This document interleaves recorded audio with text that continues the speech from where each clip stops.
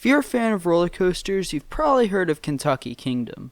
It's a small amusement park located in Louisville, Kentucky that's home to 6 roller coasters. While that may not seem all too impressive, this park is truly something else. First of all, I think the biggest draw to this park is their top 2 coasters, Lightning Run and Storm Chaser. And holy crap, are these rides insane. I'd almost say it's worth going to the park just to ride those 2. Their 2 other notable coasters would be Thunder Run and Kentucky Flyer. Kentucky Flyer was their new for 2019 Gravity Group Family Coaster. Now don't let the phrase family coaster throw you off. This ride is smooth, fast, and has tons of airtime. I could probably ride it all day.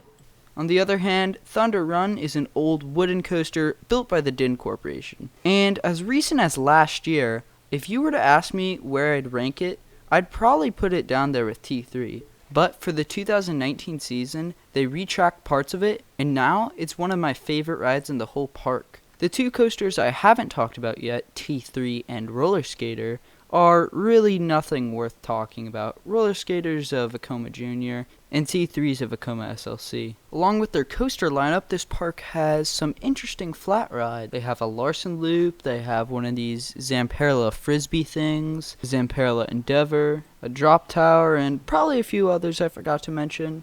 None of these rides really stand out, but they're all very fun and definitely add to the park. Something that I'd say would be unique, or a little more unique to specifically this park, would be their 5D theater. I think it's sort of a fun little experience. They play 2 different movies throughout the day, no upcharge or anything, so it's a nice little thing you can do when you don't want to ride any rides or it's too hot or something. They also have 2 different regular shows, not like movies or anything, a seal show and a bird show, and I actually have not been to the bird show, but I have been to the seal show. I'd say that it's a fun thing to do if you just want to get out of the sun or do something other than rides. But it is definitely not a have-to attraction. Something that is, though, is their water park. Kentucky Kingdom's water park, Hurricane Bay, is free with admission to Kentucky Kingdom, so that's a plus. And they also have a ton of different water rides. They have a water coaster, they have some water slides. They also have 2 very tall water slides, Deep Water Dive and Wave Runner. They have 2 lazy rivers and 2 wave pools. Kentucky Flyer is near one of the wave pools, and it sort of works as a backdrop to it. But that sort of brings me to my next topic, which would be how weird this park is set up. So like Hurricane Bay is sort of in the middle of Kentucky Kingdom, and there's just rides surrounding it. It's pretty bizarre going right through a water park just to get onto a ride, and then walking through more water park just to get to another ride. Sort of just blend into each other. It's not really a bad thing, it's just sort of interesting. It's a unique feature to this park. Another unique feature to the layout especially is the park is actually divided by a road right in the middle. You can either go through a walkway through the road, or there's a bridge to get to either Hurricane Bay or the other part of the dry park. Most of the rides are actually in the back half of the park. The only roller coaster in the front half would be Lightning Run, which is actually like right next to the bridge. I think Kentucky Kingdom could benefit by adding another bridge on the far left side of the park. There's really no easy way to get to the other side other than going on the main bridge, which is sort of a little bit of a walk from there. It would also give more access to Kentucky Flyer, which is a little bit of a hassle to get to. You have to walk over the main bridge to the boardwalk or through the water park just to get to it.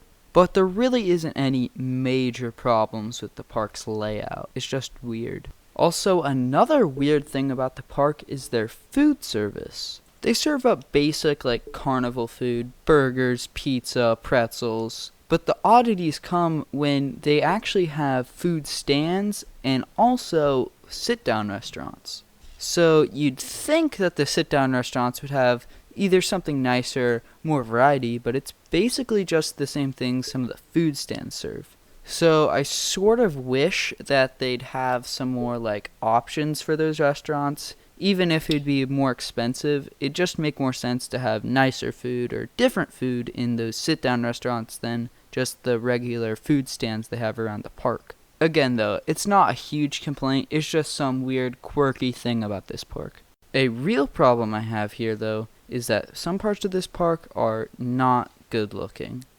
The biggest three examples would probably be the area next to Eye of the Storm, the asphalt pavement at the start of the park, and just some of the bathrooms. These parts of the parks, in my opinion, are just complete eyesores. I think they just look terrible, and I've said myself before that I'd be fine not getting any rides one season just if they completely cleaned up those areas. Now, the rest of the park looks pretty good. It's clean, there's plenty of trash cans, there's really no litter or anything, there's foliage, and it looks nice, but these areas, please Kentucky Kingdom, clean them up. They do not look good.